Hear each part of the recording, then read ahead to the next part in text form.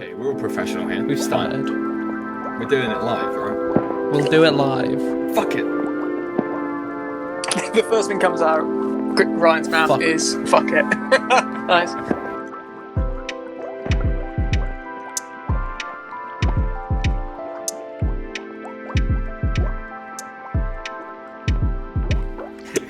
We hadn't seen each other for like an entire year, and I'm pretty sure that's the first thing you said to me.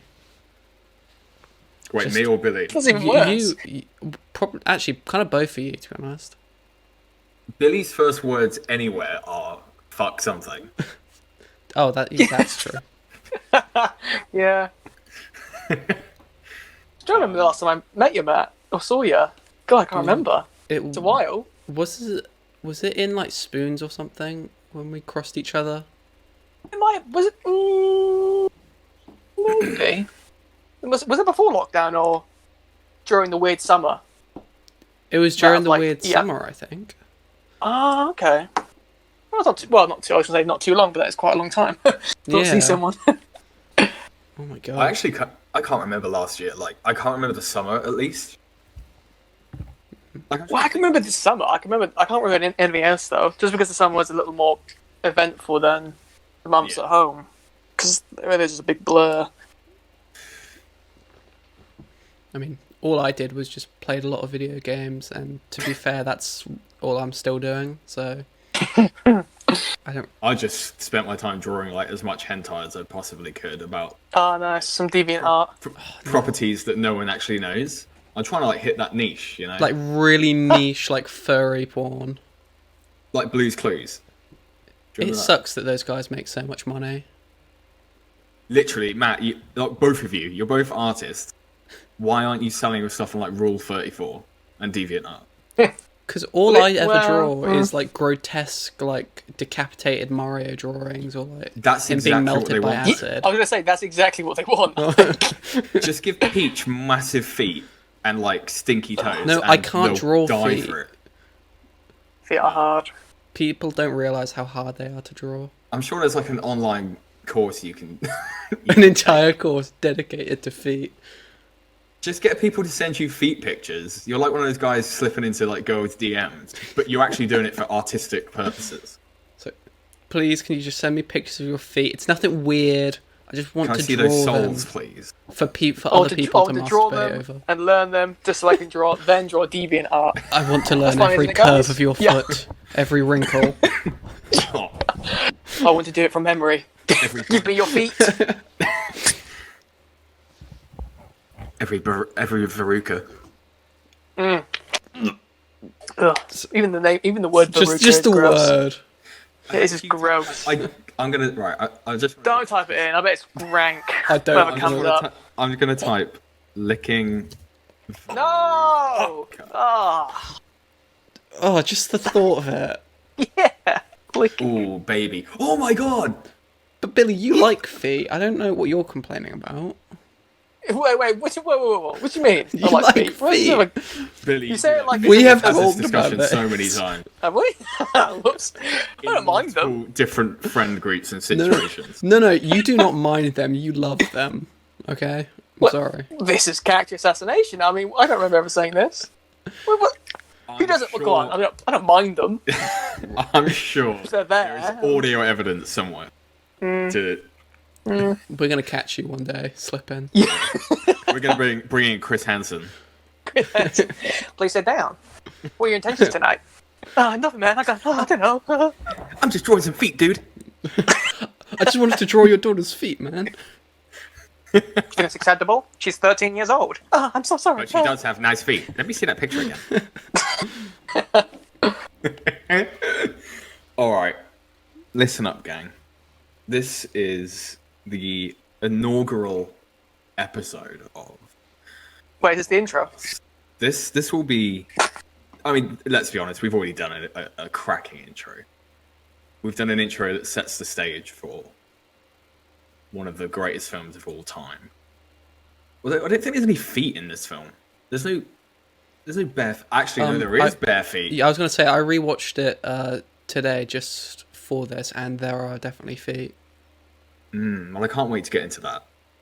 But yeah, this is just going to be a nice little. We're all comfy. Well, aside from you, Matt, I mean, Well, you look like you're living in Alaska, and you're going to go out and cut some trees. Like down. you do look like you're. I look like do. at the end of Dexter, if anyone's seen that. I No have one not. wanted to watch the end of Dexter. That's the problem. Well, I'm only like that because I have to sit at my desk to record these, and I can't get comfortable when I'm talking to people. No, that's a good point actually. I think but your chair's relatively nice aside from the weird It's not. Can you still do the thing where you lean? Can you still lean I actually back on managed to fix it. I had to duct a shame. tape it, but it's better. Nice. Professional fixer. Nice. I mean, it's fixed. But I don't know about you. I find half the time, I'll be on my chair for like an hour, and then I swap to being on my knees. That's not like any weird. Wait, what do you mean? I'm not Yeah, sure it's weird. Where you perch on your chair Are you like a parrot on your knees. No, Yeah, that's what I was No, thinking. not on the chair. No, I move the chair away, and then I kneel on the floor. That's even weirder. That is even weirder. And what's even worse is that from that angle, I'm looking up at the screen. Yeah. It's like a POV shot. But I remember your computer is broken anyway, so it's tilted down. So that kind of works for you. Well, you broke your Mac. I know the screen's cracked, but Matt can probably tell the story of how I broke it. God, do you want me to tell this now? This was 2 weeks after you want to tell us now?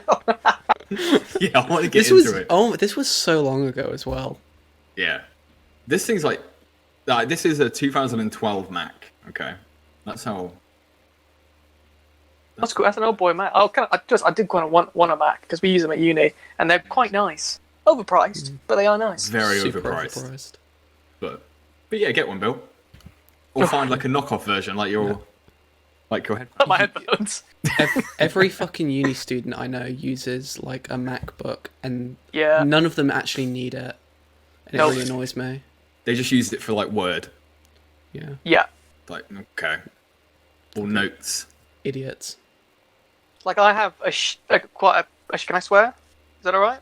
We Yeah. said fuck about 15 times already. That's true. Yeah, We that's before we opened start the- recording. We True. opened this saying fuck.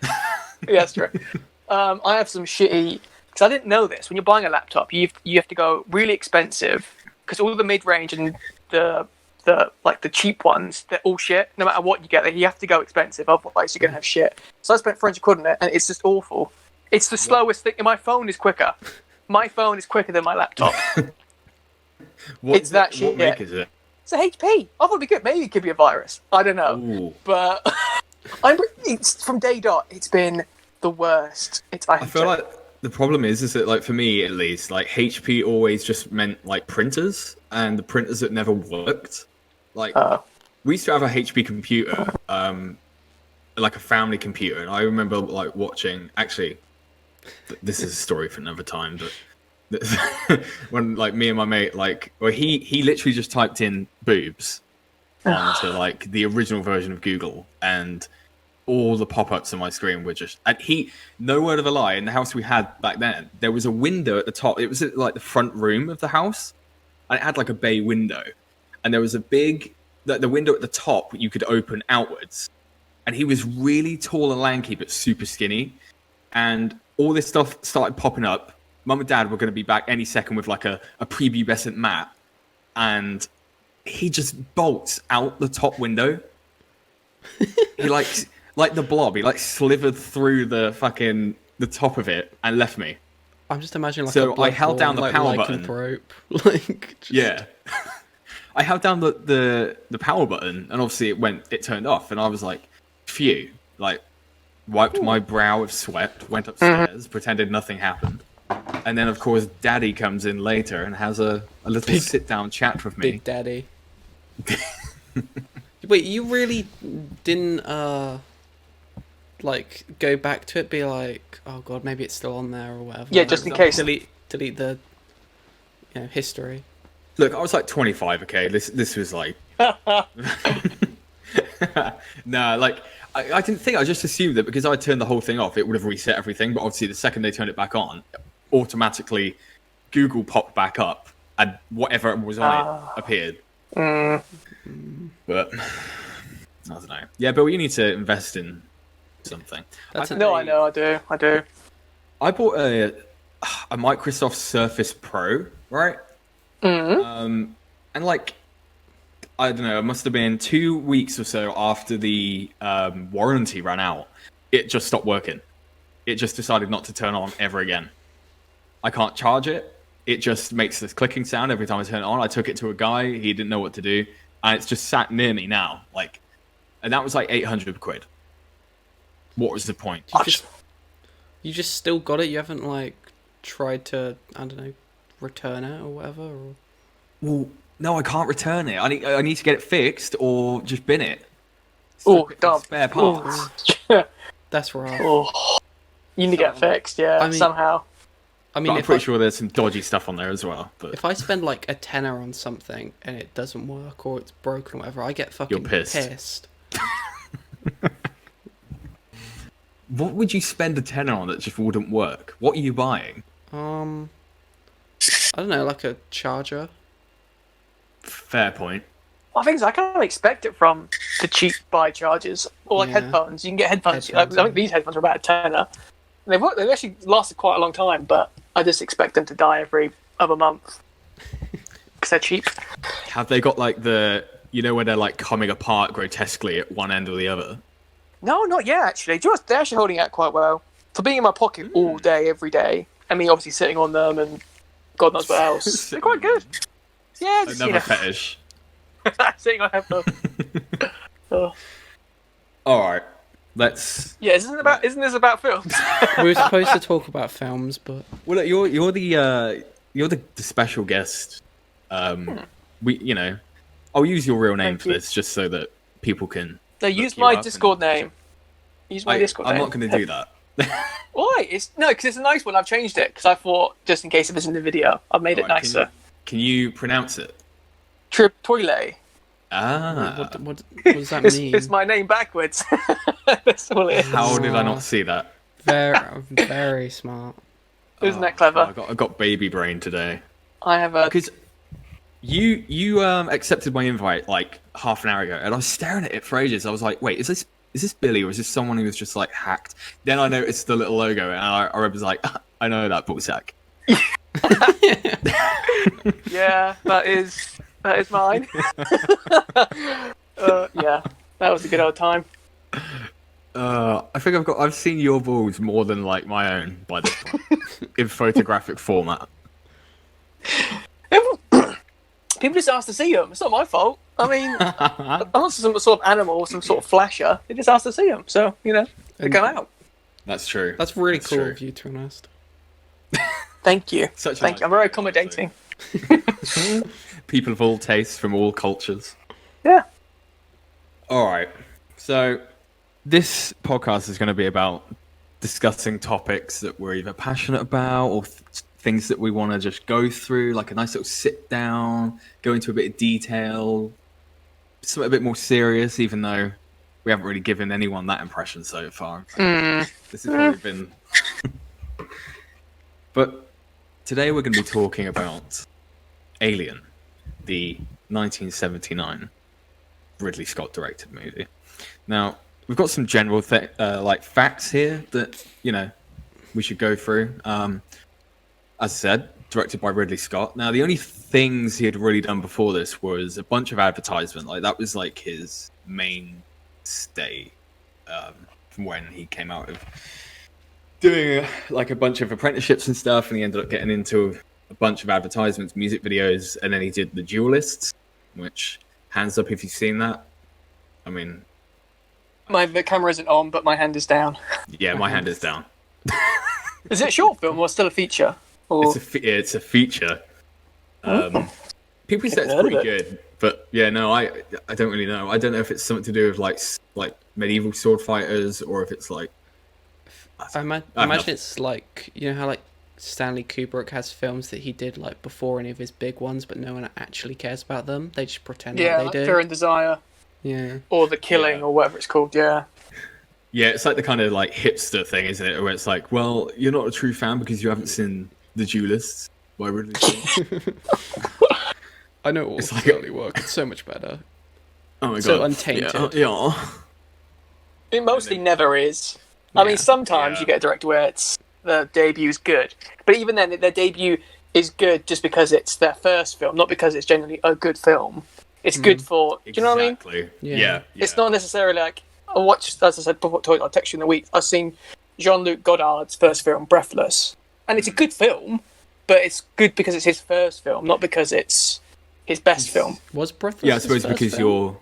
Do you know what I mean? Yeah, because you're essentially judging it based on Maybe it his wasn't. later No, portfolio. it's definitely. Yeah, I'm pretty sure it's his first film. His first feature, at least, I think. I didn't know. I could be wrong. I don't know. But yeah. So yeah, directed by Ridley Scott, written by. No, the weird thing about this is that it was actually written by two people, Walter Hill and David Giler. The thing is, they wanted to be uncredited for this, but there's no sources as to what the reason for that was, because one of them was already a producer, like a small-time producer, and one of them was a writer. Walter Hill went on to like write things like, well, he wrote like Alien 3 and similar horror film Brewster's Millions, which is a great film, by the way. But then David Giler did basically nothing. He just produced a bunch of shit that no one knows apart from Alien, and then he died last year. So, rip in peace. Nice. What a way to bow out. Do something Can I- good, then shit all your career, then die. Yeah. Literally, that's how to go. Can I ask, are you looking at the IMDb trivia page right now? No, I've got a document open. I've got my own That he document copied I from wrote. the IMDb trivia page. It doesn't matter where I got my sources, guys. This is hard. This is hard research I've done for a week straight. The the story was the story itself was conceived and the characters by Dan O'Bannon, who actually did. I don't know if we're going to talk about this much, but he provided the screenplay for Dark Star, which was John Carpenter's first. Which it's funny because I remember hearing about Dark Star when I was like trying to get into Alien, like back in the day, and I was like, oh my god, like I can't wait to see this. This has got to be like the predecessor to this ultimate horror piece. And then you watch it, and it's like an absolute comedic farce. It's like Spaceballs, but no, he also did stuff like Total Recall, but again, died. Oh, love Total Recall. Did he do any of the other Alien movies? So the thing is, he's credited, but it's like characters by, based on a story, based on a world by kind of thing. Because I did look at IMDb for that, but all of his credits, I was like, shit, did he actually do like Aliens, Alien 3, blah blah? But no, he's just credited, and he will be forever, kind of thing. Again, distributed by 20th Century Fox, who it was shopped to them, for about. The turnaround for this was really quick, which is actually kind of crazy. Like, I think the script was actually complete in 1978, and obviously the film released in '79, which is insane. Budget of $11 million and grossed about $106 million. Again, that's kind of insane for the time. But 106 million. Oh, okay. I thought you said like just 1.6 million. I was thinking that's nothing. Really, for a film of its magnitude, I was thinking what? $11 million budget, £106.50. Yeah, I was thinking, it's fucked. Now, do you have the exact figures of inflation of what that would be? Because that's pretty important. It's definitely not important, and we're going to just keep going. So, obviously, we're going to get into the stars of this film. Now, I almost feel like we've cursed something. Because I wanted to do this film in particular, and I messaged you both about it. Yeah. And then what happens a day after I know exactly what happened, because I was going to mention it. Yeah. Oh, this was so fun. Right. This is fun. This is like I genuinely sat up at night like, what? Like, did I do this?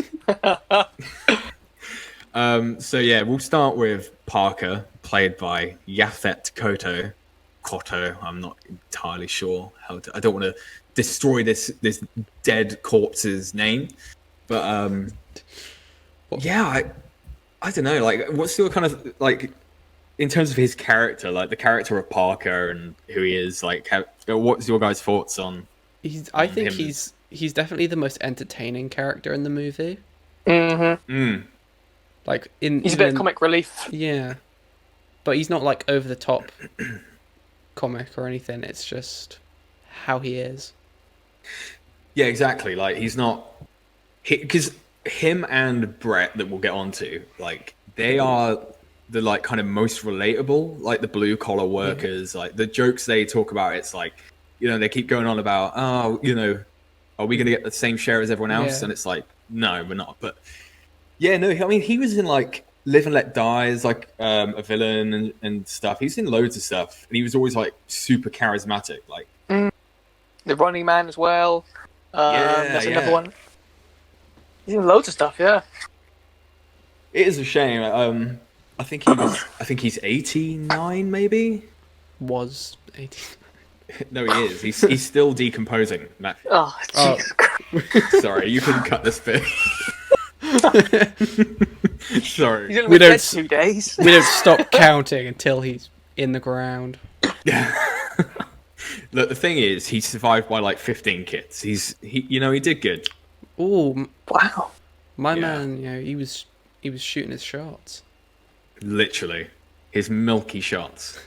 So yeah, I just thought like he's quite an interesting character to bring up because, I mean, you think of, I know it's like such a typical thing nowadays to be like inclusion and all that kind of stuff, which I don't really want to get into because that's such a 2021 mindset and.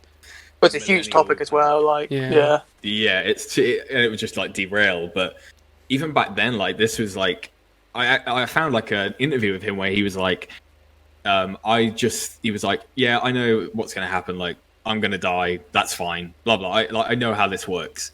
But even though he does, he was like, everyone else does, and I go out like a hero kind of thing, like trying to save someone else. Obviously, that doesn't really work out because she. We'll get into that. That's a whole other disgusting, rapey topic. But anyway, we'll come back to Yaphet Kotto because there was a few unpublished interviews that went out like today and yesterday, which were kind of interesting, like shedding some light on some of the stuff later. But yeah, so next we have Harry Dean Stanton as Brett. Now, do you guys recognize him from like a bunch of stuff? Who's what? The blue collar guy Yeah. in a cap. The other like engineer one. Oh, Yeah. I do. They just remembered me. He is in Paris, Texas. Wim Wenders film. Yeah, he is. Oh yeah. Oh, come on, I didn't even make the that connection until just then. Oh yeah. He is a man who has always looked old. Yeah. Literally. I think he was in Green Mile as well, maybe. He was the one that uses as the routine, like, yes, another one. Sorry, to me, he looks like, in Friends, the like weird neighbor they have in like the start of it. He plays all those like weird characters in shows. He looks like that guy. He does, yeah. He actually does. There's probably a bunch of people that look just like that. Probably. But yeah, he was, I mean, at the time, I don't really know. I don't think he did. He was definitely known. He was probably out of all of these, like in terms of American audience, he was definitely like the big one, which is kind of strange considering his role is such a like, I wouldn't say minimal, but he's not exactly, I mean, he's there as the catalyst to like be killed by the adult alien as we first see it kind of thing. But he was in so much stuff, like I think he was in like Gunsmoke and stuff like that, like proper big primetime television shows and like, yeah. It's strange in like looking at now that saying before the film he was almost the big star of it. Now we've obviously Johnny Weaver and I can't remember his name, the person who has the alien inside him. Yeah, very famous actor. I can't remember his name, but like you would consider those two now the biggest from that film. It's interesting, isn't it? That changes. Yeah, it's strange. Like that's the thing. Like you would never be able to you could read articles about like the audience reception of like like we all know all this stuff about like when it first came out and the kind of reception it had then, but you don't ever hear the sort of lead up to it. Like nowadays it's like, remember the hype going into this and blah blah blah, but back then like there's nothing you can really pick out other than maybe some articles that were like from film critics being like, oh, I can't wait to see Alien. But it's like, I wonder what people thought going into it, because I don't even know who had like, I don't think anyone had top billing. I think that's the point. I think because it was just called, it was just Alien. Isn't that one of the things they did sort of intentionally, like leading up to it? They didn't pick a specific character to be like the main one in marketing. Like, no one knew that, you know, Ripley or Sigourney Weaver was actually the main character in it. They all assumed it was like Kane or Dallas or one of the other ones. Or Well, this is the thing. Like, there were, I guess, interviews with cast members, but I guess most people were like, oh yeah, like we can't wait to see Harry Dean Stanton because we know him. He's been like part of our television lives like for a long time. And then, you know, other people that we're going to get into, like obviously we've got like Tom Skerrit is probably the second biggest at the time. Again, American, like huge kind of American star. But the next one I wanted to talk about is Veronica Cartwright, who plays Lambert. I fucking hated this character when I was young. I muted every time she was like screaming. I was muting it. Yeah, it's the scene with the when she's saying, "Open the door, Ripley," and she's just screaming like, and screaming and just moaning and moaning. God. But see, she's not nearly as annoying as like she could have been though. No. Like rewatching it recently, I was like, oh, okay, maybe she's not that bad. Yeah, I think she suffered from... Who was the... Do you remember, right? Temple of Doom? In these... Oh, my God. Yeah, she was annoying. She's in that? Awful. No, but I just mean, like, in terms of... Oh, yes, like, a female... Oh, yeah. I know what you mean. She's just there to whine. Indy! Yeah, constantly moaning her ass off. Like, that... One day, maybe we'll talk about those films at some point. I mean, I hate that woman. But anyway, we're not bashing on women. Women are. Really... That's a quote. Clip that. She was like unheard of. I think she was like. I don't know if she did anything of any note. I don't think so. So she was like the proper newcomer. I think she did audition for Ripley. Obviously didn't get it, thank God. But then they were like, you know what? We've got a character for you, love. As long as you don't mind getting piped by an alien. Potentially. Was it in the casting audition? Right, we've got this idea for you. It's not the main role, but you get piped by an alien. We do need a... Oh. This 7 foot tall black man is going to aggressively back you into a corner. Okay, I just want to be in movies. Well, honey, you want to be in the big pictures now. You want to be in the pictures, don't you? Now the actual scene you have to film what you do. Do you know what I mean? See? It's about what you do and who you blow. So next we have Ian Holm, or Bilbo, as literally anyone else knows him Bilbo. As. He's Bilbo. Let's be honest. Or Napoleon. True. Which is a weird film. Yeah. Yeah. Like I know he's been in other stuff, but I don't care. It's like Harry Potter syndrome, I think. Like, yeah, he's got it for this and Lord of the Rings. But I think back then he was just a big sort of stage actor, and the same with John Hurt. Like, these two were like huge masters of their craft when it came to stage plays, which is quite interesting because I think either of them. I think there's loads of like interviews and stuff where they had no interest in this at all until they were like kind of hunted down by Ridley Scott, and he was like, look, like, I'm British as well, like, I know you guys, like, you're incredible, like, we need to bring you. I'm British too, don't worry about it, this will be fine. I'm not one of these Americans. You can trust me, guys. Come on. I love fish and chips. They turn up to set and all of the other actors are in like they've got like cowboy hats on, Stetsons, like and revolvers, Stetsons. a couple of 6-shooters and man. They've got like trousers with the fringe on. Nice jacket. But yeah, his performance specifically is like rewatchable to the point where you are looking for things at the very start of the movie to be like, where are the clues on the second, third, fourth, 100th watch?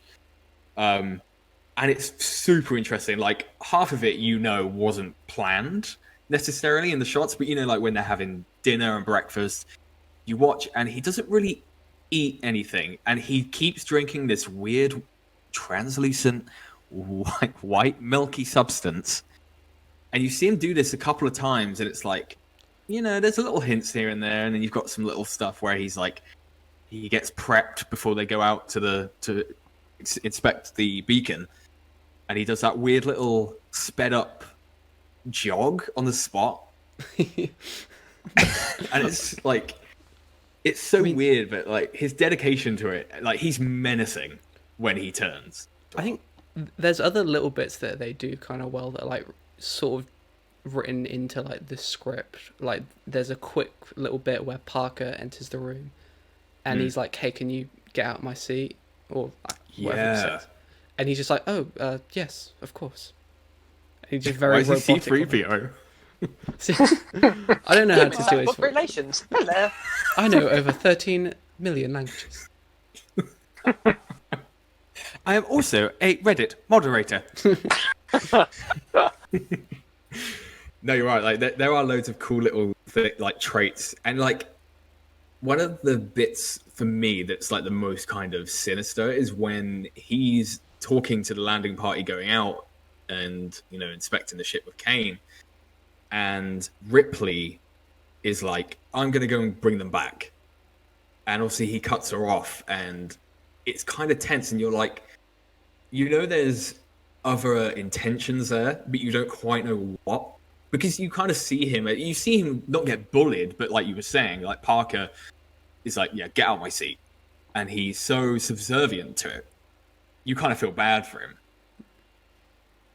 It's kind of, I don't know, that kind of dichotomy between them all is kind of strange, but especially when you know his actual motivations. Well, I don't even know if he has motivations. He's an android. Yeah, I mean, I suppose before it actually happens, I mean, he didn't have the motivations. But it's just funny trying to spot when he, the non-human parts of his character and stuff. Yeah. I don't know. It's like his fascination with the being when it comes on, like the face hugger to begin with, and he's reluctant to do anything to damage it or harm it, but he doesn't say it in too much. Like if you were part of his crew, you wouldn't think much of how he says things. It's like when Dallas is like, we need to get this off of his face, and what Ash is like, yeah, but I don't want to risk killing him. Like, what if we pull it out and he dies? He tries, but obviously the crew kind of take him over in a sense. But I love the idea. Like, I don't understand. This is the one thing that I always think about. Was he hoping? Because they knew that there was some kind of organism that they would want, Weyland-Yutani. But was he supposed to get Kane, say, for example, back, or whoever the host was going to be, back into the cryogenic pods and back to Earth, back to the company? Or was he supposed to just let nature take its course, but then this creature will be running around on the ship loose? I'm trying to think, did they ever like specifically say if he was originally sent out for the mission to find this like weird life form, or if once they find it? Yeah, because I know that's the second one. It's intentional. But for the first one, wasn't it just by chance that they were brought out of hyperspace because the ship picked up the distress beacon on some unknown planet on their journey back from the, carrying all that ore, that huge ship? This actually is a question that, it doesn't annoy me, but in Aliens, right at the start, when they're sort of discussing Ripley's claims, obviously it's like a couple of 100 years later or whatever, and they specifically say something like, in over 1,000 surveyed worlds, we've never come across an organism like that. And it kind of bums me out because it almost suggests that they know there is other alien life. There's just nothing like this. Yeah, it is weird because I'm imagining that Ash wasn't sent there for that purpose, but then this beacon came up and it pushed through a directive just to investigate any unknown thing.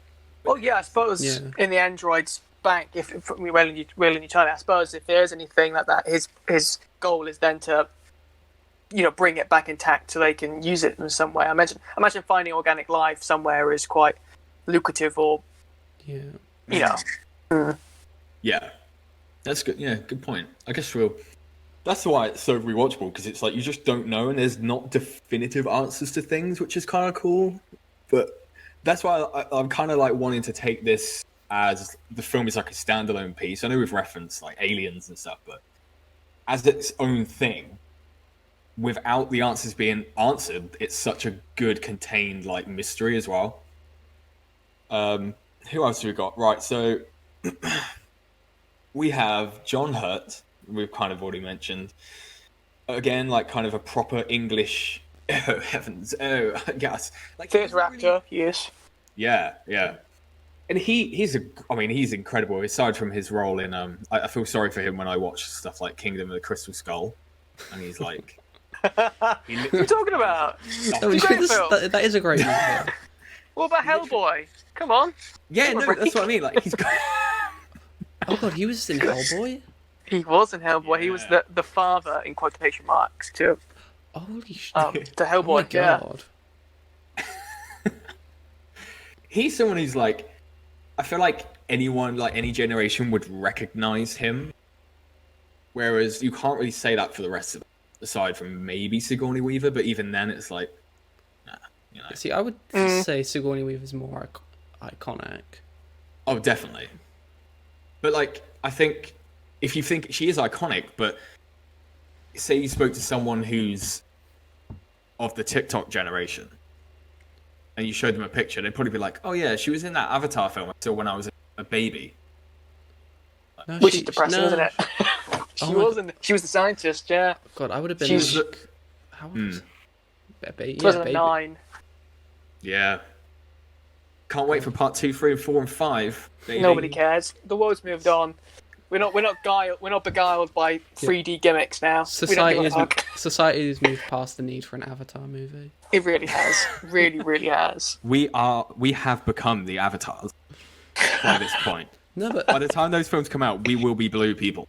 Yeah, they'll be dated because we'll have better technology. We'll actually look back and be like, that movie's kind of racist. I mean, yeah, that movie's kind of racist. And kind of reminds me of Dance with Wolves or something. Basically, oh yeah. Wolves. Do you remember that whole South Park thing about Dances with Smurfs? So it was that's a great bit. Next we have Tom Skerritt as Downer, so kind of said he's another American kind of star. And the funny thing is, he is billed from the shots that they use of him, from the narrative they kind of give him right from the start, the fact that he's the captain, essentially. He's given, you think he's going to be the hero. And that, I love that about this film, is that all the people going in to see this back then, who not knowing how it's going to play out, must have assumed he's the one. He's the Luke Skywalker. He's the hero of this piece. And then, no, sorry. It really sorry, Tom Skerritt pals. Well, I think that's... sorry, you go. I don't know. That's why I like Ripley's character so much, because it's basically the inverse of that. Because at the start of it, you kind of think she's a bitch. Exactly. Yeah. She's not the bad guy, but she's cold, kind of ruthless. A job's worth kind of thing. Yeah. Yeah. And that's the thing, isn't it? Because Lambert is constantly going against her, her decisions, like, questioning her. But yeah, I think, okay, look, we'll just move on to Weaver, because... Well, I was going to say, actually, one of the nuances that I didn't really think about, like you said, I mentioned the audiences back then would presume the captain, being the protagonist, would be the hero. And that's a good nuance, but then if you compare it to the Prometheus, that's probably why I don't... Prometheus, even though I like it as a film, you kind of predict, like, the captain being Idris Elba, he does become a heroic last stand kind of thing. So it's kind of it's less nuanced than Alien. Maybe that's one of the reasons why it's not as good. I think it's because it just isn't. It's just more actiony. They tried to do like sort of opposite of what Alien did, but that's just the normal thing a lot of movies would do. So yeah, it's a shame they didn't try and go for something a little more thought-provoking instead of just, oh my god, spaceships, aliens, engineers, blah. It was almost that saying of like, it's as wide as an ocean, but it's as deep as a puddle kind of thing, where it's like, Ridley Scott clearly had some really interesting grand designs for Prometheus and what it would mean for the Alien universe, but it just ended up being another sci-fi action film, which is fine because like the production design and stuff sells it, but you're right, like it just doesn't have any of the nuance, and if it does, it falls apart by the time it gets to like the last 45 minutes. I mean, basically, the second that the two women are running in a fucking straight line as a donut ship is rolling towards him, I checked out. Run to the side, Charlize Theron, you stupid bitch. Run to the side. Oh, God. I'm sure we'll cover that one day, but that... She's the hottest person there is, and she was crushed by an alien spacecraft. Like, what the fuck? Idiot. Idiot. Insert meme about the running in a straight line. Is it? Sorry. Is it ever implied in like certain cuts of the movie that like Dallas and Ripley kind of have like a romantic relationship? You're just wanting that. I swear, you're projecting. Like, it's either like onto it. In like some cuts of the movie or like in the original script, like it's implied. Probably.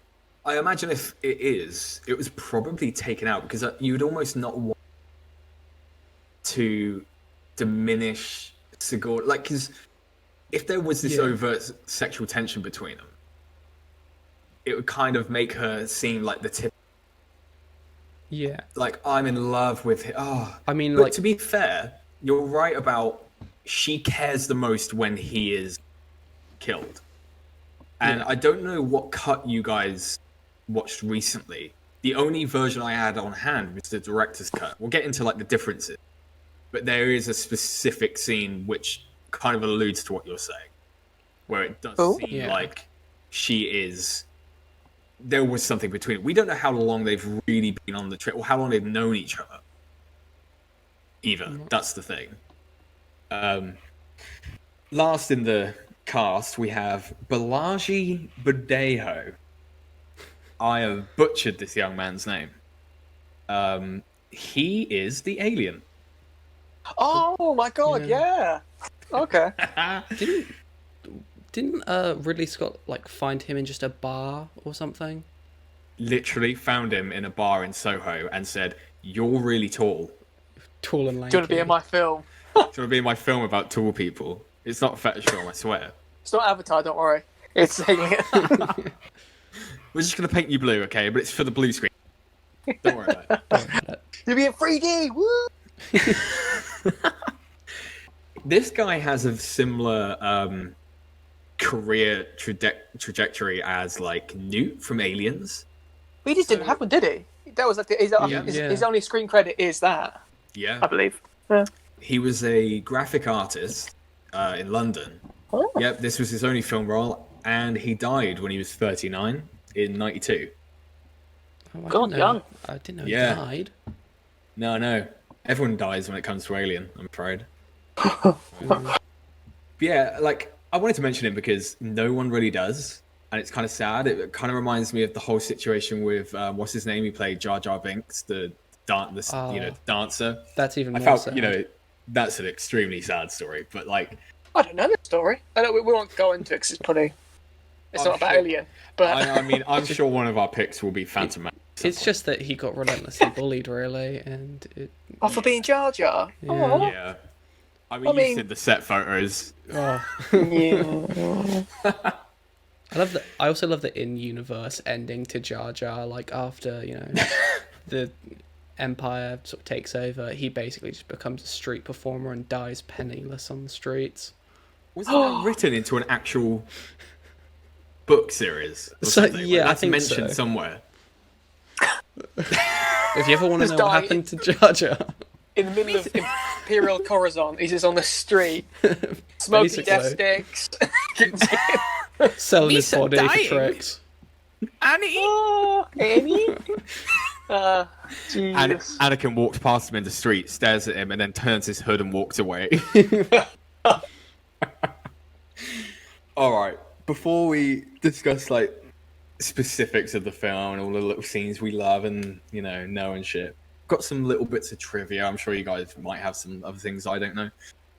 So not. O'Bannon's script for this actually started out as Jodorowsky's version of Dune, Really? which Because I know Ridley stole a lot of people from the production when it fell through. Yeah. But his script Yeah. I didn't- was a Dune adaptation, and then it turned into something completely new and original.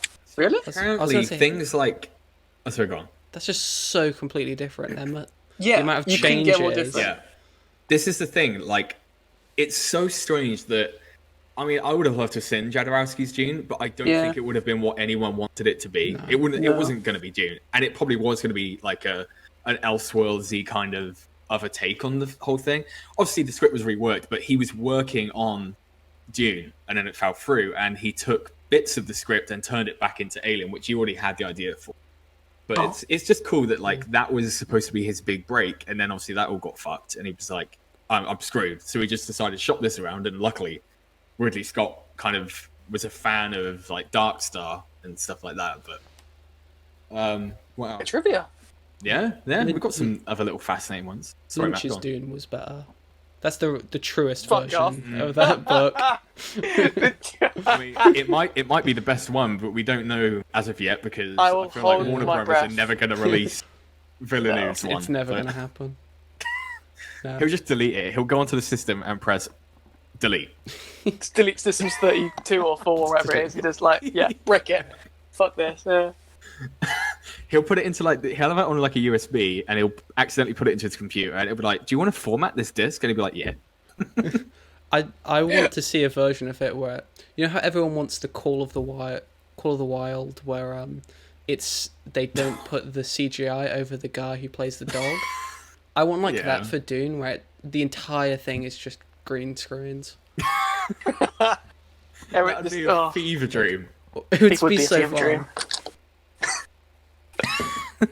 We should actually do a podcast on Dune because I do know quite a bit about You're like Dune. you're the resident king when it comes to that. And Matt, you've I read like Dune, Dune. and it was Yeah, I've only read the Yeah. first book, but yeah. Oh, the rest are great. The fifth one's the best one, I think.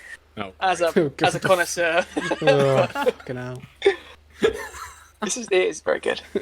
Actually, it sounds like I don't want to go off a tangent, but at the moment I am, because I know this is a bit of trivia about Dune. Frank Herbert, the way he was actually inspired by another book which I'm reading at the moment, and it was by this historian called Leslie Blanch. It's called The Sabers of Paradise. Matt, feel And- free to cut this out. I'm sorry. I'm already People don't know stopping recording.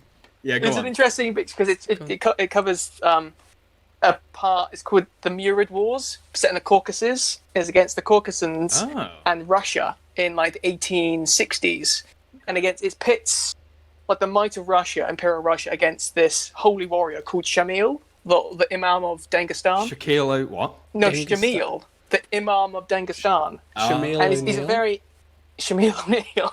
It's a very interesting book, and a lot of like the imagery and even the names and the quotations and almost the whole theory behind the Fremen comes from the Caucasians, like their love of daggers, their love of just all of it. Almost all the imagery does come from that. So that's the inspiration. A little bit of trivia. No, that's cool. It's really cool when you have this idea of like something that's so fantastical, and then you kind of look into the inspirations behind it, and you almost think like, how did they get this from that? And you can see like little bits of DNA, but you are half the time like, it's like Tolkien with like the war and stuff, and it's like you can see those patterns, but you're still like, how does this relate to the in-world kind of magic and it's like Hobbit like people? Basically every like modern sci-fi thing is like some in one way or another inspired by like Dune and Star Wars. Yeah, but it's like it's and that itself is then inspired by a piece of history. Like history is always more fantastical and more imaginative than anything of fiction. I think anything in fiction is never near as interesting really as something historical. It's because it's just, reality is weirder than fiction in so many cases. But yeah, very interesting. I mean, even talking about Alien, it's like this was billed as, or this was pitched as Jaws in space. Was it? It was, and it was just, they kind of spoke about it of being like, I found, so there's a quote which was tacked on to the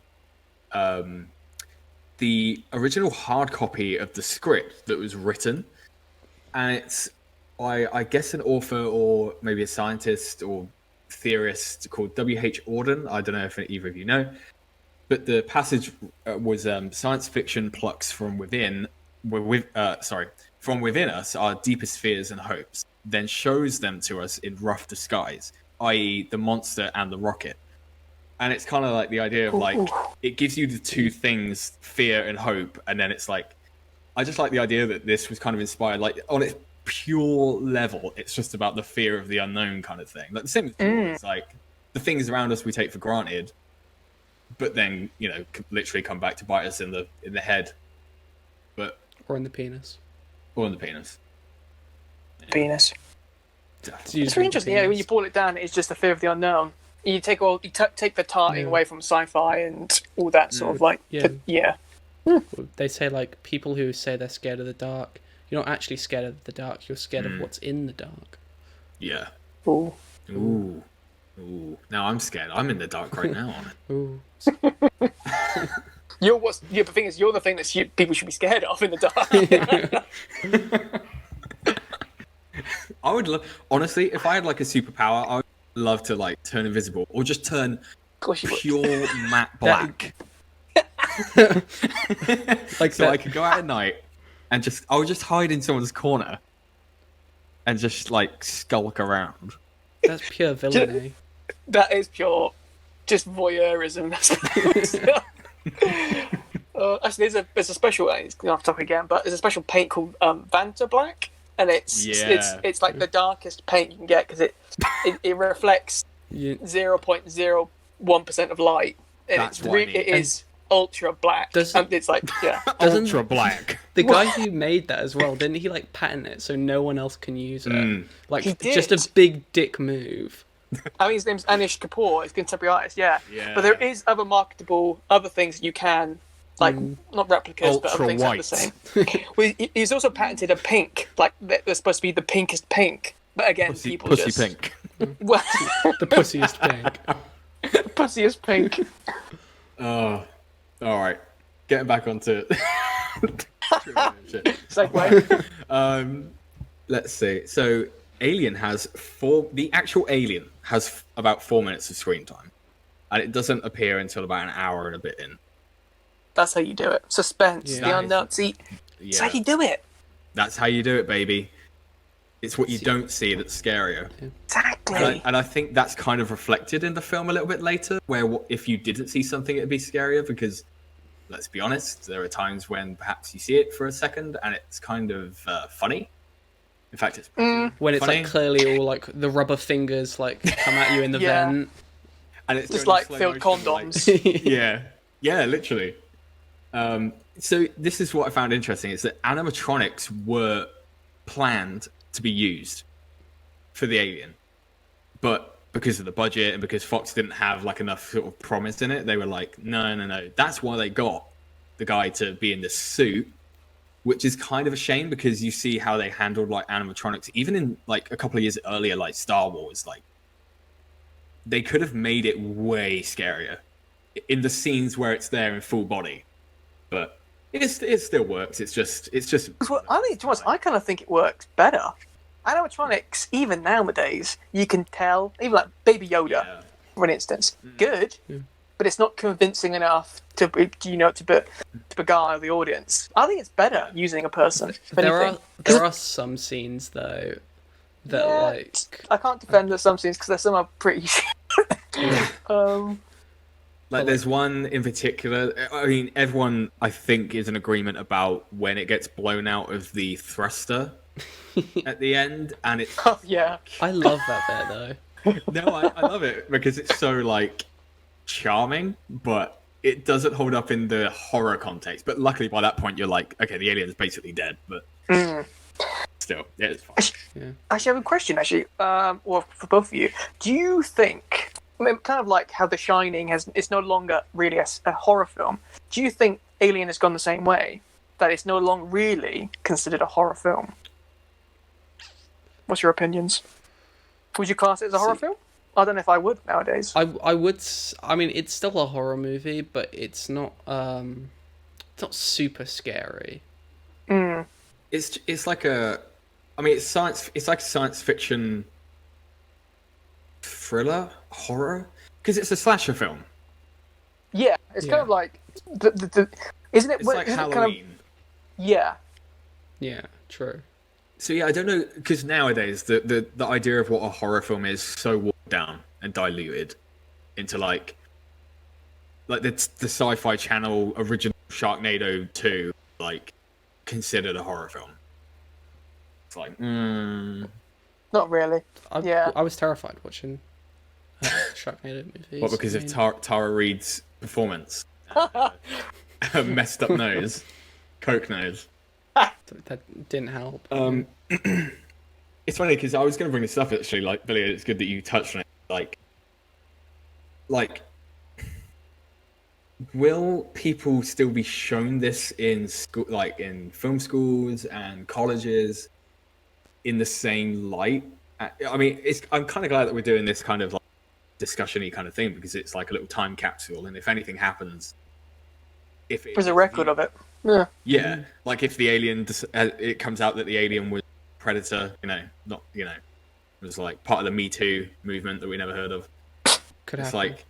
Could happen. But yeah, I wonder if people watching it now. The problem is the whole viewing experience nowadays is just ruined. Because I still think many people would find this maybe not. It's still terrifying because it's the body horror and it's the potential for me. I want to get into this later, but the grander theme of it, which really freaks me out, is the fact that there are things out there that have been around for millennia existing without our knowledge. We're not part of it. We come in contact with it. The fact that the space jockey is like ancient. And it's millions of years old. It's fossil. This has been going on. And this probably happened while we were still in the primordial ooze. That freaks me out more than the actual horror gore of it. But, I mean, you get that? Yeah, I know what you mean. Like, it's scary, like thematically, rather than what actually happens on screen. Yeah, it's what it doesn't say that you're kind of the most scared about, what it doesn't show. But it kind of it just almost titillates you with this thought. Yeah, I know what you mean. It does what a lot of great media does, is makes you think about it late at night. Like, you could lay up thinking, imagine if you encountered this thing, or like there's probably something out there in the universe that is similar to this design, like this kind of how it works and how the organism reacts. Totally possible. I mean, if you think about, if there's an infinite universe and an infinite multiverse, then it's a certainty. But even in that, I mean, you never know. Yeah. It's possible we're alone in the universe, and we're the first things to ever actually evolve this far. Yeah. Let's hope not. Let's hope not. The universe would be far more interesting if it's not just us. Yeah. But then thinking about it, actually, I had this kind of thought the other day. I was sitting on a bench, middle of Hyde Park, in Leeds, as I normally do. I was thinking, in the middle of the night. Waiting for Stalking women. unsuspecting women. Waiting for. Oh. But I was thinking that. I was thinking, well, if we are the only people, the only sentient life in the universe, then where I am now on this bench, looking at sentient life, this is the most interesting place in the entire universe. Which I thought, if anything, it'd be quite depressing thinking of us being the only sentient life in the universe. But even on the flip side, if we are, then we are. And what a cool perspective to look at it. We are. This is the most interesting place there is. The most interesting. It's the most diverse. The most. Yeah, we are that's the thing, isn't it? only place in the universe in the millions of light years of that has TikTok. That has TikTok and Fortnite. Yeah, that has pigeons shitting on your head. Nowhere else exists. It doesn't exist anywhere else. Yeah, on a it's pretty amazing. Yeah. That's true. There's actually... I was talking to Matt about a film... I don't know if you've seen it, Billy. There's a film called Ad Astra. No, isn't it got Brad Pitt? Yeah, it's not amazing, but there's a general crux of the film is that things are starting to go to shit, kind of like Interstellar on Earth, where we're going to stuff and humans went out into space. The furthest we got was, I think, beyond Saturn, and things went dark because they went out there to send a beacon out into space, and it was gonna basically define if there was anything else. And then Brad Pitt has to go up there and track his father down, and bring him back. And there's something that he's doing up there that's causing hell on Earth, kind of thing. Oh. Basically, the point is there is nothing out there. They find definitive proof that there's nothing, and it's just us.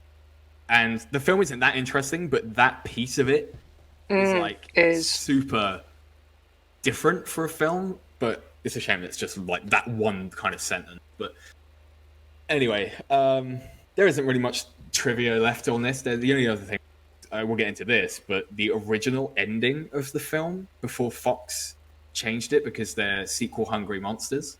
I don't know if either of you guys know what the I actually don't know.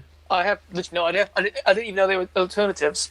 So it was originally planned that right at the end, when Ripley thinks she's safe, and obviously then the alien's little arm springs out to try and grab a titty, she harpoons it just like she does, but it reaches her, rips the helmet off of her, and kills her. Then the alien is seen sat in the chair, and it mimics Dallas's voice from earlier, and it's signing off, making my way back home. It does the what? There's no. Yeah. What? I'm glad they changed it. I'm glad they're sequel hungry because that's awful. Yeah, Yeah. It makes sense in John Carpenter's The Thing when it mimics all person, but the alien doesn't mimic life. But we don't. But we. That's the thing, though. We know that now. But 3, whatever. But they had no scenes. We've seen how it's acted. That. So this is the thing where that's bad writing. That's what it is. Because I don't know. It's not intelligent though. It's just a really primal organism. Yeah. I feel I can picture it in my head in a manner that would have been. I don't imagine its mouth moving or anything. I just imagine this really the little mouth speaks. That's what I was thinking. Yeah. Yeah. Now it's signing off. Are we back in time for dinner, honey? Was it Spaceballs with the fucking top hat and cane? Wow. But yeah, no, I'm glad they changed it. Yeah, I mean, it was for the best because we wouldn't have got aliens and stuff like that, but just interesting. It's interesting, yeah. There's one last thing, which is the famous audience reactions that I feel like everyone has heard the rumors of. This is the thing that audience members were throwing up in the audience in the screenings and running out and crying, and they had to turn it off. I actually found, and this is from the interview that just got released from Yaphet Kotto, where he was talking about it. Basically, he says, quote, Alan Ladd Jr., the head of the studio, was at a screening and people were running out of the theatre in horror. Some of us were outside and we saw people leaving and we thought we had a stinker on our hands. But that's how much the first cut of the film affected people. We found out later that Lad's wife told him to take the film back and recut it because it was just far too much for people. He later says that they cut a lot of scenes in like, so it wasn't the gore that freaked people out. It was that there was way more sequences of unnerving, slow, lingering shots in the bowels of the ship. Yeah. That's what freaked people out. It wasn't the chest bursting scene. It wasn't any of that. It was just the lingering on stuff. Damn. Which I think is really cool. And apparently the original cut was 3.5 hours long. Has it ever been released? Nope. Oh, I want to watch that version. So do I. We live in a world where Zack Snyder can release a 4-hour cut. I'm not watching it. Justice League. What? Billy, you are. I'm sorry. Billy, you have to watch it. I'm not watching it. Yes, you are. Your contract. You are. No. I'm sorry. It was shit the first time round. It's going to be shit this new cut. I'm telling you. It was hilarious. It was the best comedy of 2017. It was a good comedy, but what could he possibly add? What could he possibly have in reserve to make fucking that 2 hours worth of content? Yeah, but I bet it's all shit content. No. You don't know. You haven't seen it.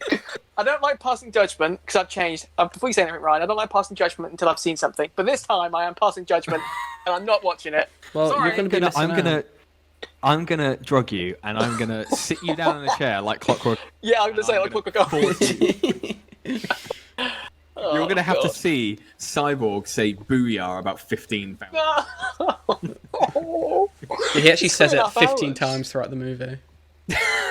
Oh God! And Batman putting on his little goggles.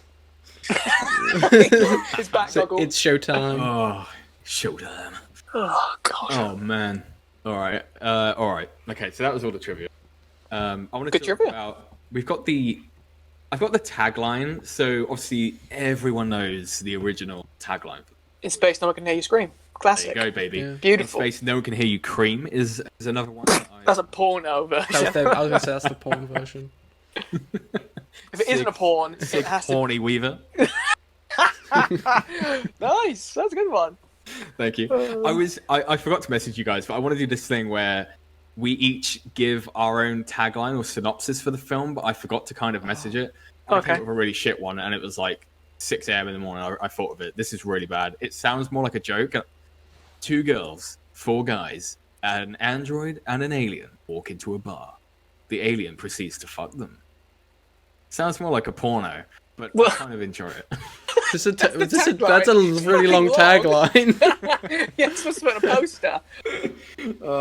But yeah, so that was that's probably one of the best. I mean, taglines ever. Yeah, It's clearly so good. they ripped off of Jaws. You know. Oh yeah, yeah. You won't be going. You know, don't go back in the water, kind of thing. But it's funny. I watched the original first trailer for Alien that ever came out, and it's a fucking fever dream. I'll tell you.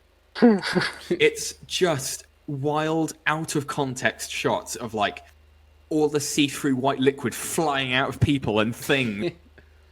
And Really? it gets in right near the end of the trailer, just to entice you even more. The shot of Sigourney Weaver's ass to the Nice. suit at the end. Nice. Sex cells, baby. Sex cells. They It know doesn't like that. iconic the pants. Alien, which is Well, I'm glad they don't because Yeah. nowadays trailers seem to ruin nowadays everything. things. That's what I'm torn because obviously I like movies, but I don't want to watch trailers because they give away a lot of the film. And I like going in completely blind. 'Cause it's such a better experience going completely blind, no expectations, and you're hit with it. Then So why are you being so down on the Snyder Cut? No, because look, okay, I'm not You haven't clairvoyant, but I reckon I can predict how it's going to be shit. Okay, it is. I don't know. Oh, that it's watch 3.5 that. hours. Watch that final. It's 4 hours. Watch that final 4 trailer. hours? 4 hours 22 minutes. Are you joking? No. Oh my god, one of the longest films. Actually, I haven't watched it because it was so long. This is filmed by Andrei Tarkovsky, and Yep. it's Androv Rublev about this Russian artist. That was 4 hours. I didn't watch it, but this is longer. Jesus Christ! Oh my god, it's longer than Lord of the Rings. Not all of them, but I'm not watching it. I'm not watching it. You are watching it. Okay. I'm not watching I it. mean, I thought it was 3.5 hours, not. No, Oh, no, sorry. no, no. sorry to burst your bubble. Right. That's ridiculous. So that's taken us about an hour and a bit just to get in through. Yep. the general knowledge. And Keep talking about fucking Do we just talk about Zack Snyder. Look, you can bring up Dune and Frank Herbert as much as we can bring. Hey, Snyder I didn't bring them Justice up. League. You brought them up. You brought John Wilson. Yeah, but you Moving talked on. about them all. Moving on, guys. I did, because that's what I always wanted to say that bit of trivia. We're allowed to talk about Zack Snyder. That's always the... Okay, fair enough. Right. All right, gang. I wanna know your first memories, like your first encounter with the film. Like Billy, what was I want to kind of get to know how This is you actually- came across it and stuff. Well, this is actually... You just reminded me of part, like a little bit of a childhood memory that I haven't thought about That's for what I'm here ages. to do, baby. That's what... So actually, it's one of my earliest cinema experiences. Not cinema, like Cinema. film Whoa. experiences. Film Billy, experiences, how not old cinema. are you? I'm 45. No. Even actually wouldn't even be old enough then. It's 1979. Okay, I'm 65. No, so I was a young kid. I must have been 4. No, I must have been 5 or 6. And my older brother, who's 8 years older, he was watching it downstairs. And so I came downstairs and I started watching it with him because we now and again watch films together. And I remember this film scarred me because I came down, I was watching it, and then the chest burst scene happened, and I had to go back upstairs because I hated it. It was terrifying. And so for like 15 years, I stayed away from the film because I just didn't like it. Because I still like had those sort of unnerving feelings about it. Oh my god! What made you like? Do you remember when you rewatched it as like a fully brained adult? I can't. I think I actually saw I saw Aliens as an adult, and then I went back and watched Alien. I can't remember the exact moment, but I just remember thinking it's just so more. Like, Aliens is a great film, great action film, but this just had that more thought behind it, more nuances, more subtlety, which I love. Filming nowadays doesn't have much subtlety, but it was quite subtle in its the way it showed the alien. Yeah. Where it told you it kind of told you it was scary, but without showing what you were scared of, which I liked. Oh yeah. Cool. There you go. That's brought a little flashback to you. It has, yeah, I haven't thought about it for ages. Bit of total. Of all the films that scare me, Alien was the one. As a child though. Yeah. Yeah. You saw it last night. The first time ever. Matt? But the first time I saw Alien, I'm trying to think how old I would have been. Probably like 11 or 12 or something. And I remember pretty much every year, our mum let me stay off of school on sports day. Wait, what the Because- fuck? I hated sports day. So does Ryan, but he had to go in. Yeah, what? Are you kidding me? Why don't I know this? Hold on, I'm gonna add Mum to the Discord chat. I just didn't like it, so she would usually let me stay off school. And I just remember looking through like some of your movies. Like you had some Blu-rays. Yeah. Housewife Bangers 15. Backdoor Sluts 9, yeah. I'm trying to think. It was I ended up watching Alien, but the other one I could have watched was it was just Big some Daddy's. really dark, weird thing like I fucking not Quarantine. What's it called? Wreck? No. Yeah, like the Spanish, is it? Spanish original? The Descent? I can't remember what Pitch it's Black. called. No. Oh, Vin. Great film. I would recognize it if I saw like the case for it, but I can't think. Anyway, so I I wouldn't know this watched. film. Yeah, This is gonna bug me you now, can't Matt. move on, This is sorry. gonna bug me. Sorry. I know you I'm got trying to stories remember now. what my films were planned. Wait, I had my films Planned. organised. Did you really? You Yeah. God, I've never. Ugh. Yellow. It was yellow. It was called. Evolution? Oh my god! I think. Oh my god! I actually think it. Wait, hold on. No way. Yeah. Is it the smiley face with 3 eyes? Yes. That was like. The, Yes. Oh my Oh, You're god. joking. I can't That believe is it cracks it. This is what we do here, baby. Wait, I have to look this up. We bring back memories. I love Evolution. I love Evolution. We should talk about that. I haven't seen. I That's- was obsessed with that film. great. Sean William Scott. Oh my god. Yeah. Yeah, that's it. That's it. Great film. What a great comedy. But anyway, I ended up watching the first two. I watched the first one. I was like, whoa, that was weird, and I didn't know why, but I liked it, even though it scared me. Then I watched the second one. I enjoyed it even more, and I was like, oh my god, there's two more. Oh my god! I watched the third one and I turned it off like halfway through. I have to confess, I've never actually seen the third one or the fourth one. Never seen them because I thought they were wank. I didn't want it to ruin my love of the rest. I would love to do a retrospective watch of Alien 3 because I actually think it's a good film. I think it's okay. 4 is a clusterfuck. Now, watching it now, I think it's good. I think they have some cool ideas, but it got fucked by the studio. It was no one's fault other than the studio. This was like the first big example. Yeah. And it was Fox, obviously. Yeah, such a mess. But yeah, for me, like, I think this must have been... I used to go and stay with my real dad up in Wales in like an old mining town. So that was already creepy, yeah. We actually used to stay in a house, and next door, I know I've told you guys this, but they used to live a family of midgets, and they'd only come out at night. Anyway, so that happened.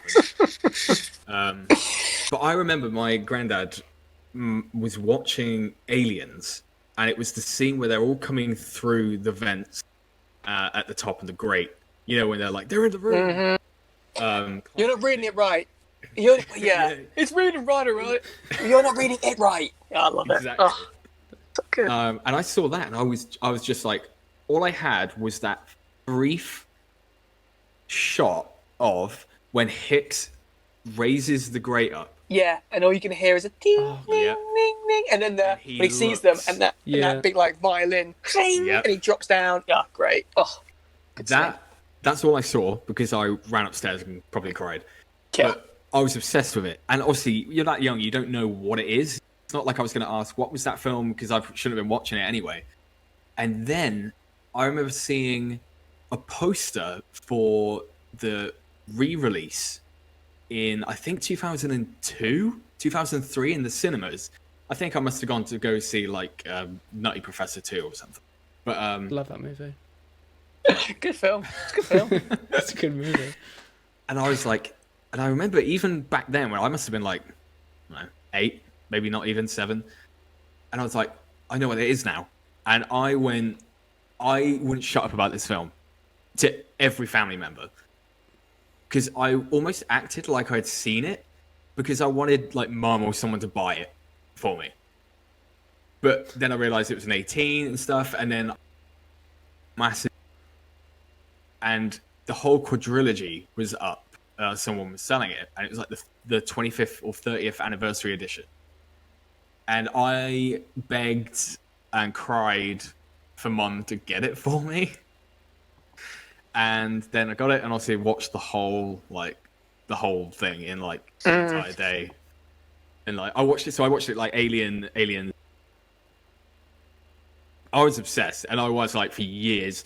At like car boot sales, there was a guy I remember who was selling a massive Queen Alien statue. Nice. It was like the size of my computer monitor.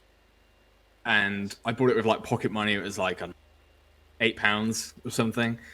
And I had that. I had like I had the dog alien from Alien 3. Like I had like fanboy.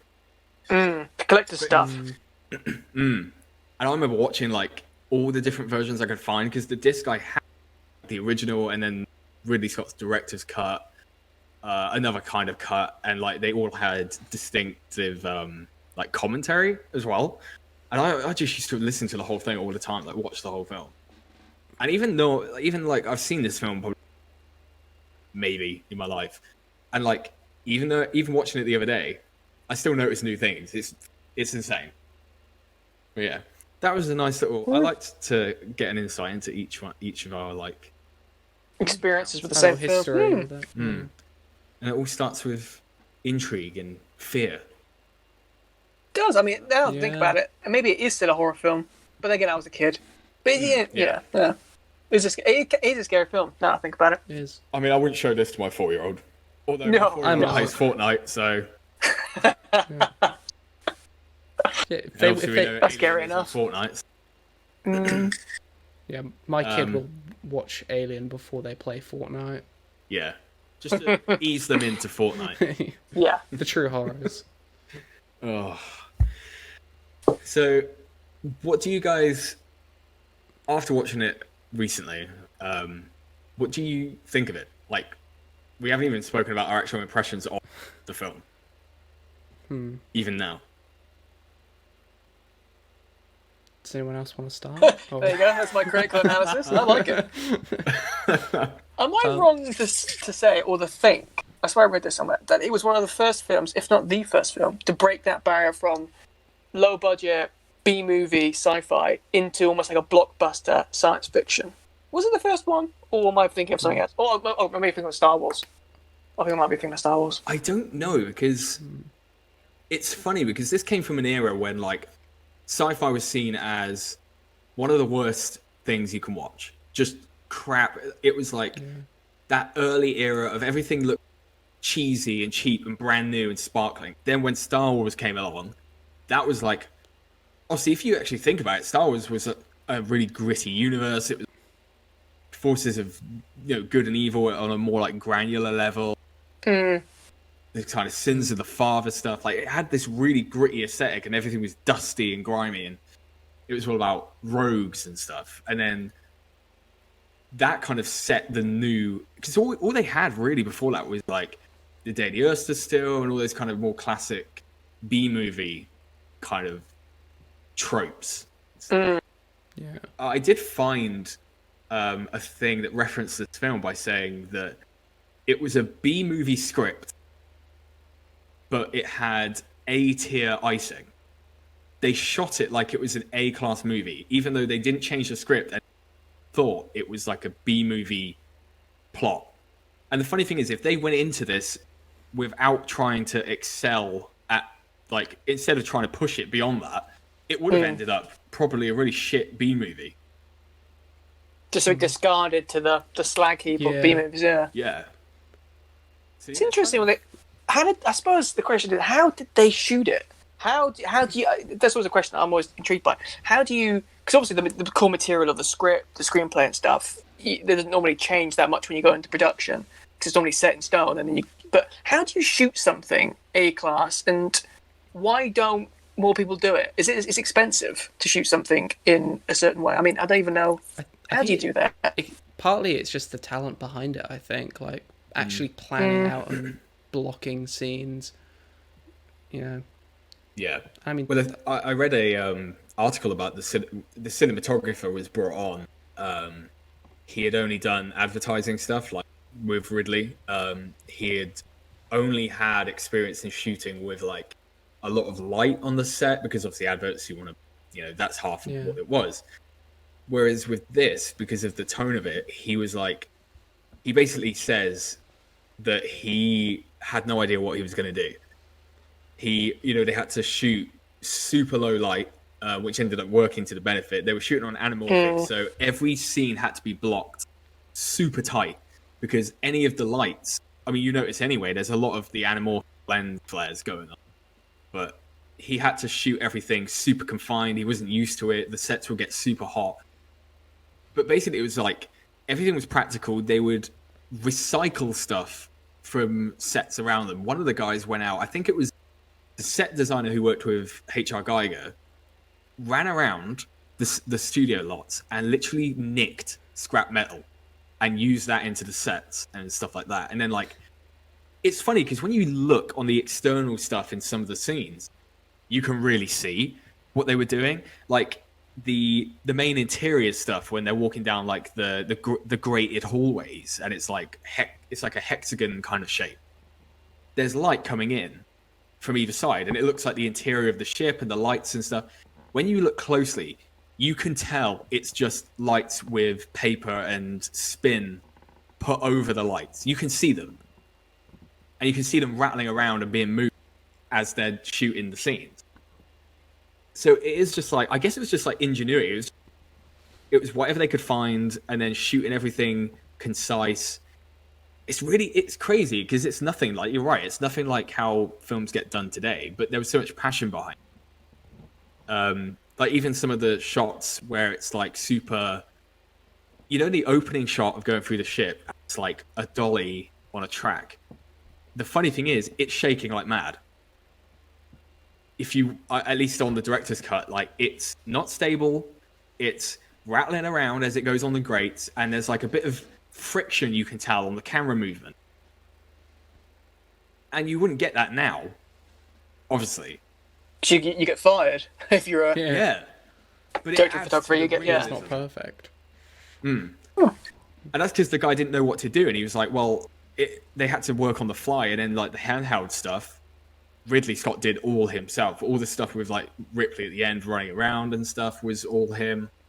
Oh. It seemed like they were none of them were masters of their craft, but they all learned from each other, which is insane. I suppose that's probably the thing that pretty comes across through like the lens. You can tell when someone's passionate about something, even if it almost sounds nonsensical because it's just a camera. But you can't. There is a personality behind the shots. I mean, everyone will shoot something differently. So if you love something, or if you like something, that will come across. Yeah. But I think in this movie as well, I like a lot of just Ridley Scott as a director at this point. He didn't seem like pretentious or up his own arse. No. He just shot everything to do justice to the script. Yeah. Which I think he later kind of fucks up, but that's more because of his writing. But... Well, that's the thing. He's an incredible artist. I don't know if you see like behind the scenes stuff of any film he does. He starts and he brings the people into the room that he's producers and set designers, and the whole room is just covered with all of his drawings of every single shot and everything, and they're really good. So you already have the atmosphere and the aesthetic, and then it's like you have Geiger being brought on, who was like the initial inspiration for everything. And it's like, it just all works. And you're right, like Ridley Scott, I mean, he's still one of the best directors, but like, obviously, he now seems to be churning out more quantity than quality. But it's always a bad move when that happens. Yeah. I suppose he's getting on, I suppose. I imagine he just wants to churn them out, but it's a shame. Yeah. You can tell when someone takes a long time. Like Kubrick took, sometimes his pre-production was legendary for how long it took, like years and years. Yeah. And sometimes it didn't even get made. Like his Napoleon. Fuck me, I got the book on it, and it's so much. Yeah. So much research went into it. And you can always tell that from a film. But it's a shame that they rush it. It's funny, it's almost like sometimes with films you almost are glad it didn't come out because you read into it, especially, I mean, Kubrick's Napoleon, I mean, Jesus Christ. It reminds me of, it's like Terry Gilliam trying to do Don Quixote as well. Like, that went through and failed like 18 times. And the most famous thing that came from it is the documentary about making Don Quixote. It's hilarious. I haven't seen that, I'll watch that. Yeah, it's really fascinating because it literally is like the behind the scenes footage while they were filming the film, and it just never got made, and it got like redone like 10 years later, then it didn't. It's nuts. But this was like everyone was in on it, they just went for it. Like, it's just, I don't know. And they weren't necessarily going out there to change the stereotype cheesy sci-fi stuff, Star Trek, at that point. They were just clearly trying to make a grounded kind of horror movie, a good film, I suppose.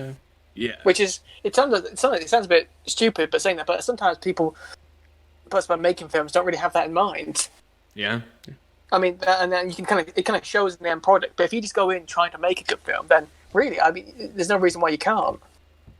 Yeah. So many people do that when they try and make a movie. They want to be, like, known as like this amazing like artsy director or whatever. It's like no one actually cares about that when they're watching it. They just want to watch a good film. Yeah. And if you all that stupid shit about yeah, you pay attention to the wrong thing, but really it's the film. If you try and make a good film that you believe in, that you want to make, there's no reason why you can't make one. Or can't make it good. Yeah. You know what I mean? And that's the thing, like, there are still some things in the film that on a multiple watches, you can see that perhaps they were limited in shooting a specific scene. There's one cut that is always jarring to me, and I always think, like, surely they must have had extra footage to just splice over it. And it's when they essentially immobilize Ash, and then they put his decapitated head on the table, and then it swaps in the same cut to his actual head then poking through a hole in the table. And I'm like, did you not have just a reaction shot of someone cut to, then cut back, and then it's the real him? Because it just happened. And it's hilarious. Yeah, like I know the scene you're talking about, it's like so clear. It's actually quite quick, but it's so obvious. So that's funny continuity errors. I think there's no continuity error. No other scene before the chest burst that comes out. No Yaphet Kotto. There's a scene where the audio is him speaking, but the visual is him just eating. And then it cuts to the bit where, and he goes like, "Oh, he doesn't like the food either," and then it happens. Doesn't he repeat that line? I think like, says it like it's the twice. same audio, I think, or something. Yeah. Funny. Maybe he was the alien all along.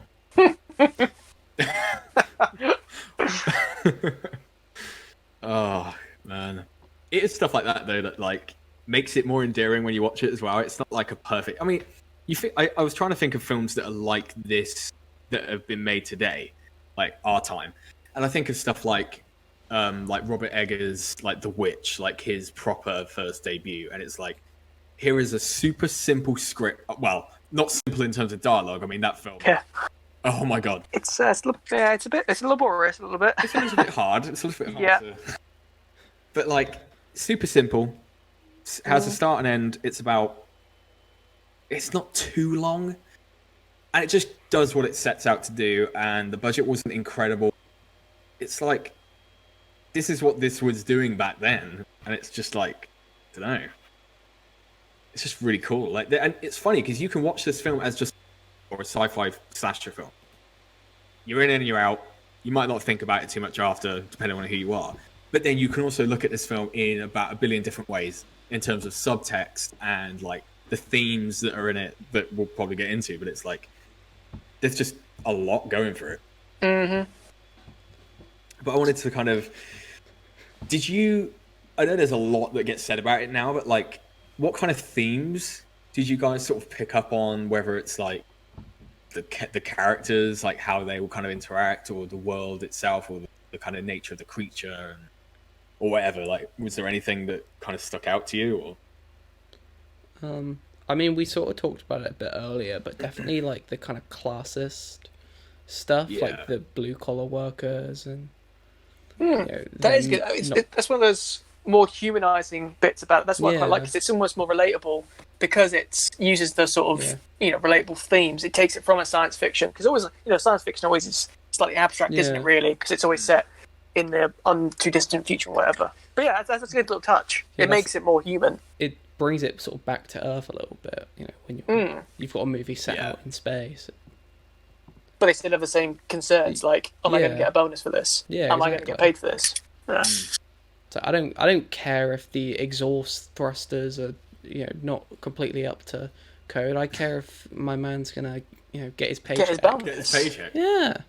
And he never does. He goes. But then, like, you can even sort of go a bit further into that with like the stuff with Ash and sort of him the company putting this product, or this possible product, ahead of the lives of its employees and all that. Yeah, that is very relatable. Yeah. Is it obvious that like Weyland-Yutani were like, I know it comes across like they don't give a shit whether, I know it says like all other things rescinded, crew expendable, but it's not like it says to Ash, kill them off, let them die kind of thing. And it's like a weird kind of thing where you're like, well, did the company either A, expect this to be a hostile thing, and then like, would they have allowed it to go on a rampage? You learn in Aliens that, yeah, they would have. Yeah. But Ash's directive is all he can do. It's all he cares about. It's not like, maybe if they had said something like, if it didn't say crew expendable, but it's not like he goes out to kill Ripley. And it's like, that wasn't in the directive. I still don't know to this day if like they would have wanted that in a sense. Well, It's one of those weird corporate subtle context or subcontext where it's they don't want him. The crew's expendable. They don't really care either way. It's one of those things where if they survive, they survive. But they don't. The bad thing is they don't care if they die as well. I suppose they can write them off with tax, kind of thing. Yeah, exactly. Yeah. Expendability. Yeah. I think it's more interesting whether like, because obviously with Ash being the android, or whatever you want to call them, it like, does he have that level of intelligence to comprehend like what he's doing? Or I like that it kind of leaves that stuff sort of out in the open of like interpretation. Actually, I was just thinking as well. Now that I think about it, his performance as an android. Now that I think about it, compared to all the other androids in all the other films, the Ex Machina, name them, I think his performance is actually the best, because you don't know, obviously, that he was an android until the milk starts pouring.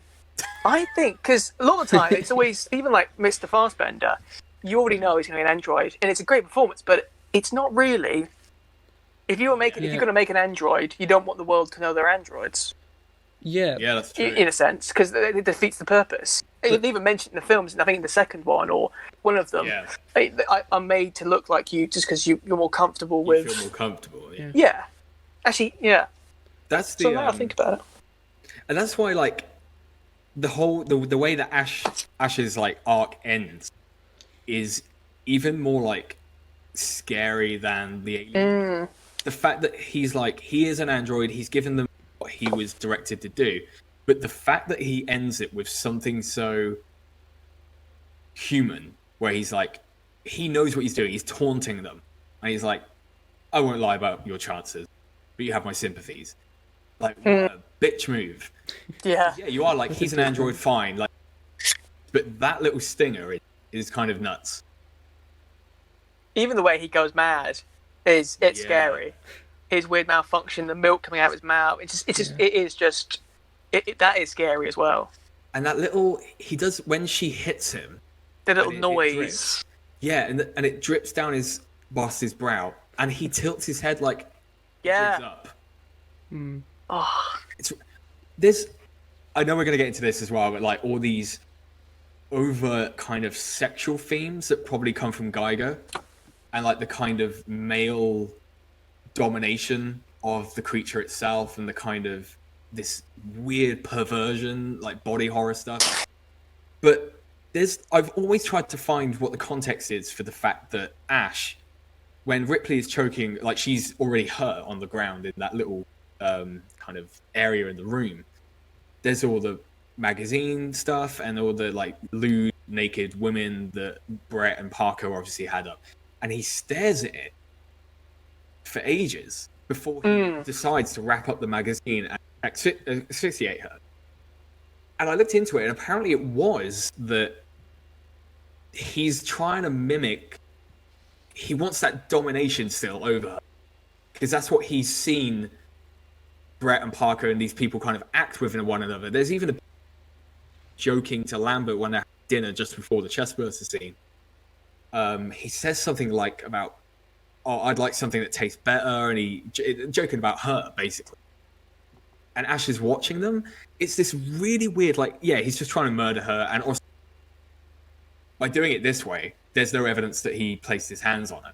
There's no choking thing. So if he didn't get found by Parker and Lambert, they wouldn't have known. He could have just said she was killed by the alien or whatever. But there is this over kind of this harsh sexual like aggression to it. I don't know if you guys have anything on that. Like, I don't really pick up on that. I mean, I've always heard like that stuff about the Alien movies and like the weird rapey side of it. But I don't know. I've never really like when watching them like thought too much about it. No. I guess purists or whatever could look into it. I mean, I'm sure a lot of SJW this film now. We would never see a sequel to this film if it came out now, but it's like. But then you could also look at it like, if you want to get SJW about it, like the fact that they go to this alien's planet, basically fucking steal their shit and then kill them. So, yeah, that's a good point. I've never thought about like that side of it, like nature kind of fighting back in a way, like. And it's just, I guess it's because of how intimate the whole ordeal is. Like the fact that this thing has a little penis vagina that comes out of it and it inseminates into your throat. Plants an egg into your belly and chest. And it's like, and it's all slimy and gross. Don't know. But the one thing that like, nice. Oh yeah, baby. That's one of the scary things about it, because it's the intimacy of it all. That is, I can't think of anything more. Yeah, it's not like it's horrifying. Just killing you. It's like shoving stuff down your throat, inseminating you. Yeah. As a guy, it's not. It's never. Well, it's not. Scary. We don't really do that. It's always the other way around, I suppose. Exactly. I guess that's one of the things, isn't it? It's like, it's a man being impregnated. Yeah. And the repercussions of it, and even I don't know. It's just the funny thing is that Kane should have been so glad to go out how he did, because from then on, everyone understands that if this thing latches onto your face, this is what's going to happen to you. He didn't know that. No. Yeah. So he went out like a boss. Like, well done him. Good for you. Yeah, but then he didn't know that. Like, I don't know. Better to not know, I guess. Yeah, ignorance is bliss. No.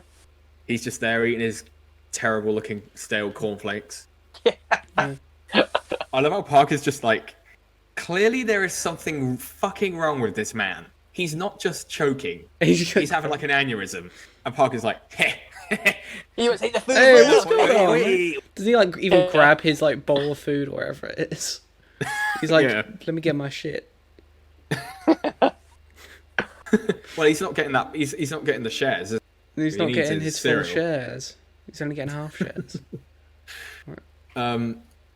What about the chest bursting scene? Like, obviously, I feel like Alien has a bunch of really memorable scenes. I know everyone brings chest bursting, but I feel like it has quite a few iconic moments. But obviously, the chest bursting scene is like that's the one. See, does it still resonate with you? I think there are more like scenes in it that are like more iconic, like the scene in the vent at the end on the escape pod, or even Brett getting killed. Yeah, when like it comes down through like the chains and stuff. Oh, the chain bit's so cool in the light. Yeah, it's a good scene. The dripping of water you can hear in the back. Oh, it's so good. But I like. Yeah, it is funny. I think the chest burster scene is so like that it is almost like diminishing returns every time you watch it. It still makes me tense every time when they're just sat there talking, because it does the Spielbergian thing. And I know, Matt, I've spoken to you about this idea of most scripts nowadays, unless they're from good directors and writers, it's so like, I'm going to say my line, and then I'm going to say my line. No, I'm going to say my line. Whereas this era was so like people just talking over each other. They're talking, they're yelling over each other, like, because you're not meant to hear it. You're just this abstract, otherworldly viewer. They've known each other for years. Like, we're just listening. and then it just happens. I think that's so like that's why it really hits. I think, but I think it's so great as well because it's so just like matter of fact. It's not like they don't get like a amazingly like classy like straight shot of from top down of it going on. It's all like really messy. It like goes all over the table, knocks shit out the way.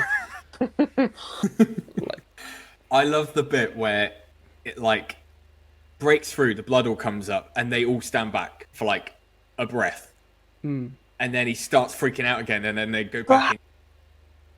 Yeah, it's that sudden, almost like the calm before that storm. Like it happens, and then it's like shit, something serious is happening, and then they go back into trying to help him.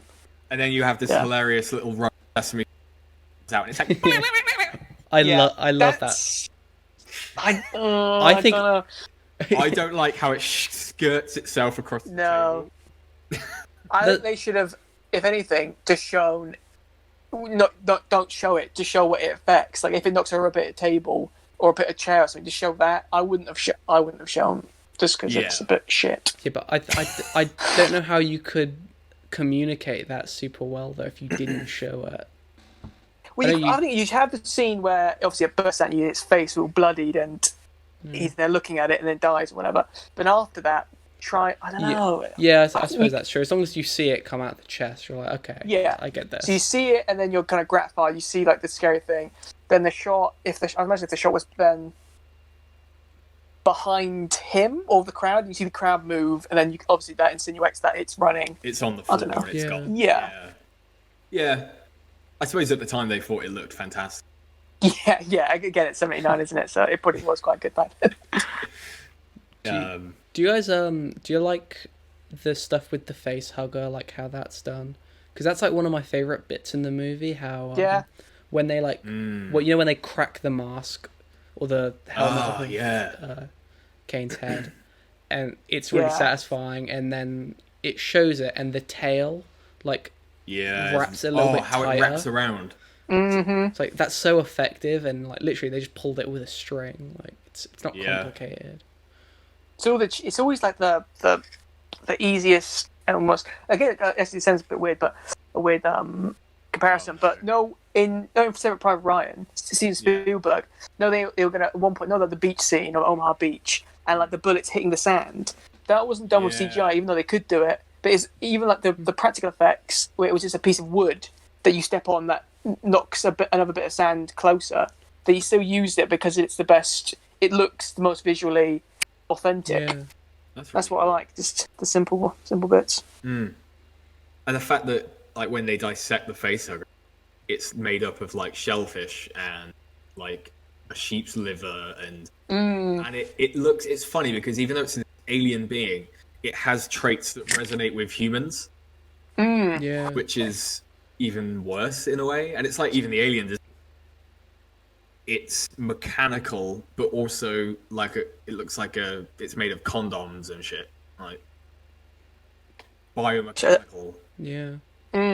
Anthropomorphic. It's almost human, and it's It's funny because like again, leaving the things to your imagination, where it can be a detriment. Like later on, when they go into in Alien 3, they specifically kind of talk about how the alien organism takes traits from the host. So it comes out of humans. It looks like it's 8 feet tall and it's very humanoid. But in Alien 3, for example, it comes out of a dog in one version of the cut, and it's this like running around dog alien. But in the other cut, they were going to have it come out of an ox, and it would have been much more bulkier, run like a bull, kind of thing. Yeah. That's cool. Well, didn't they have a bunch of designs for that to show what it would look like coming out of, these other creatures and different animals and stuff? Yeah, it's like really cool. I don't want to interrupt, boys, but my phone is on 2%. I have a speaker, but it might be it's going to go from good audio to poor audio. What do you You know, we could always. I mean, there isn't. I suppose we still have quite a bit to cover, just in terms of plot and things that happen and shit. We could always come back to it. Yeah. This could be a part uno. Yeah, and we've nearly been here for 2 hours. So. Yeah. So, sorry, I mean, my phone was on like 80%. That's fine, Billy. Look, you don't care about us. That's fine. You're letting the I slide do. down, mate. You're But it's letting gonna it go. come I can on. show you the audio difference if I you don't want give a me shit. to. You're a liar. No, I'm not. Because I didn't want I'm sending you your pre-ticket Zack Snyder's Justice League. No. No. Please All don't. right, well, anyone listening, thanks for listening this far. This is going to be part 1. Sorry for ruining the fun. The listeners. Yeah, I mean, you should be. Come on. That's right. I'm getting a bit thirsty anyway. I could do some mummy milky. Some mother's milk. That's how you sign off. But yeah, thanks for joining us, Trib Toil. You're very welcome. Our first, come back to this. First guest. I'm so excited. I'm honoured. Thank you very much, boys. I'm obviously I'll be back for part 2, Yeah. and my phone won't die. Yeah. No, yeah. Thanks for joining us. Yeah, and we'll be back for part 2 one day. Nice.